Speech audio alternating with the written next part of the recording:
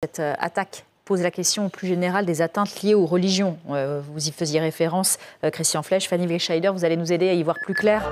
La tendance est globalement à la hausse. Vous qui avez vu les chiffres, Fanny? Oui, alors les derniers chiffres officiels, ce sont ceux du ministère de l'Intérieur. Pour 2024, ils englobent à la fois les actes donc anti-religieux, mais aussi xénophobes et racistes. Avec, vous voyez, cette hausse, on est passé en 2022 de 6 500 à 8 500 en 2023 et 9 350 en 2024. Actes donc qui sont liés au rejet de l'autre, on le voit.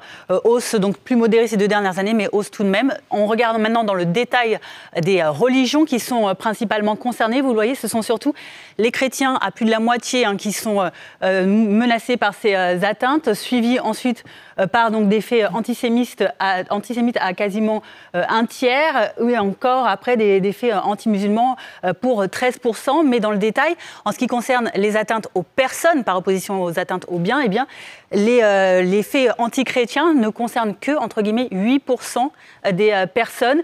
C'est 22% chez les musulmans et c'est 52% d'atteintes aux personnes dans les faits antisémites. Et ça a encore explosé puisqu'on est autour de 1600 maintenant faits antisémites depuis 2023. Et donc l'attaque du 7 octobre en Israël, ça a vraiment explosé depuis. Alors regardez maintenant un autre détail, ce sont cette fois-ci les chiffres qui montrent les faits anti-musulmans. Alors, ils ont légèrement baissé ces dernières années. Si on regarde 2022, ça a augmenté en 2023 à 242 actes et on a descendu d'un tiers à peu près en 2024. On a 173 actes. Mais là aussi, les faits donc, d'atteinte aux personnes ont augmenté. On est quasiment à 50%, 48% qui concernent donc les faits d'atteinte aux personnes musulmanes. Et derrière ces chiffres, Fanny, il y a des réalités qui ont choqué forcément les esprits. Oui, évidemment. On va parler de quelques faits qui parlent à tout le monde tant ils nous ont choqués ces dernières années.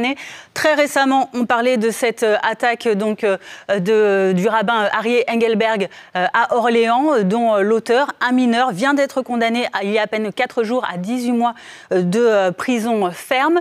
À Nice également, en octobre 2020, on se rappelle de cet attentat terrible à la basilique Notre-Dame qui avait fait 3 morts et dont l'auteur a été jugé cette année. Il a été condamné à la réclusion criminelle à perpétuité. Il y a évidemment aussi en tête, en juillet 2016, cette attentat terroriste revendiqué par l'État islamique à Saint-Étienne-du-Rouvray, près de Rouen, et qui a vu la mort du père Jacques Hamel, là aussi avec de nombreuses condamnations, dont une à la réclusion criminelle à perpétuité. Merci beaucoup, Fanny.